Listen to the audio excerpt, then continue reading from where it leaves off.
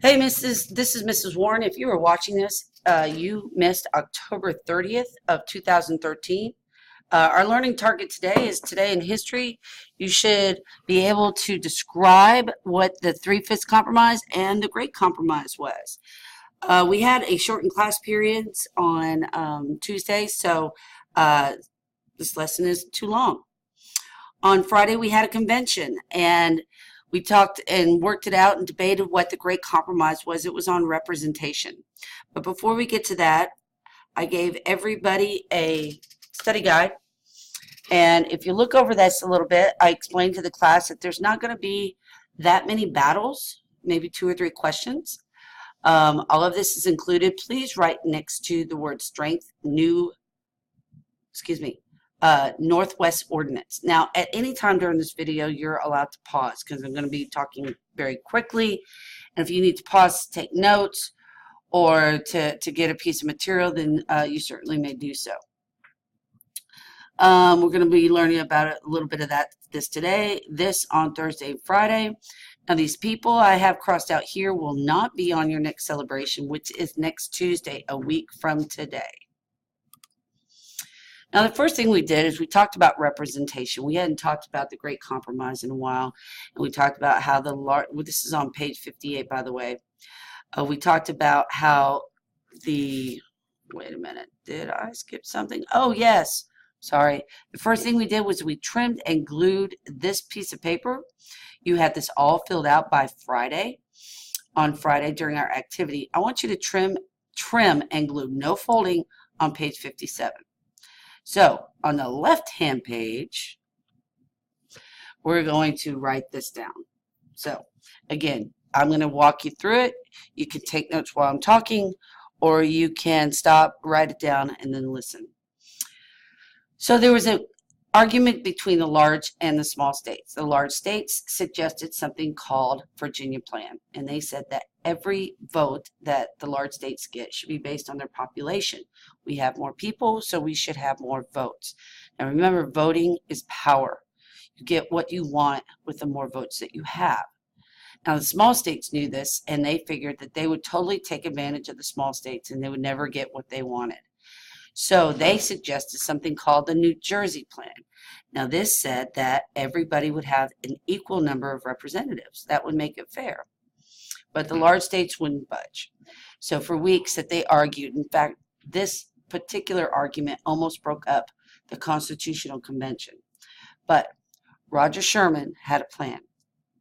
Roger Sherman's from Connecticut, and he said, I think what we should do is to break up Congress in two. Now, Congress is the part of our government, a branch that makes laws. That's immigration laws, that's tax laws, that's how we spend our money in the United States, and who we are friends with, and trading, and boy, there's so much that is covered under the federal government. They're very important. And so your vote counts, how many people you get to send there, because, of course, you get a little bit more influence if you have more voting. So they broke it in two, and they said, all right, we're going to make this house called the House. Okay, my bad. I put the House of Representation. It is not that. The House of Representatives. Okay, I think most of you know that anyway. All right, now this make the large states happy because for every 60,000 people that you have in your state, you get one vote. Now, it takes 60,000 people to apply to become a state under the Northwest Ordinance, so that would make sense. The more people, you have more votes. Now, on the other side, we have the Senate. Now, this is 2 senators per state. Everybody, no matter how large or how big or how small your state gets, you get 2. And that is the Great Compromise. And this is still the system we have today. Now, on the next part after this was not the only argument that they had. They had an argument about representation in the House of Representatives. Now, there were some southern states that said, hey, why don't we count our slaves? Because that would give us more votes. Well, that's what they did. That's what they suggested. All right. Go to page 61. This is a right-hand page, This is testable information, page 61. All right. Please title it the Three-Fifths Compromise. You're going to see this is pretty quick and easy compromise, but this was the first political debate, first political problem that the United States argued about slavery. And as we know, it's going to get much worse. Slavery was an issue that kept getting swept under the rug, so to speak, because everybody thought it was going to go away.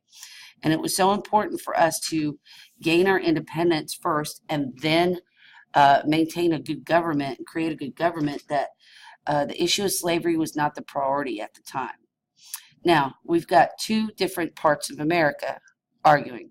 The northern states didn't think it was fair to count slaves because, well, let's be real, they're not citizens and they don't vote. So you shouldn't count them. Now, on the other side, when you're counting your population, the southern state says, yes, we do want to count slaves for representation. Now, again, we can't ostracize the South over slavery because we need them to sign and approve the Constitution so our country can move on and get stronger. So the compromise was, for every 5 slaves, okay, go ahead and count them, 1, 2, 3, 4, 5, 3 of them would count towards the state's population. The other 2 would not. So you count another 1, 2, 3, 4, 5, another 5. 3 of them would count, 2 of them would not. So you're only counting 3/5 of the slavery population to count towards your representation. So this is a compromise. The northern states said, well, you didn't get, we would prefer none of them to be counted, but 3 is better than 5. And of course, the southern states is like, well, we like them all to be counted. Well, 3 is better than none. So the Three-Fifths Compromise was the first political conflict and argument and compromise over slavery. There will be very many more.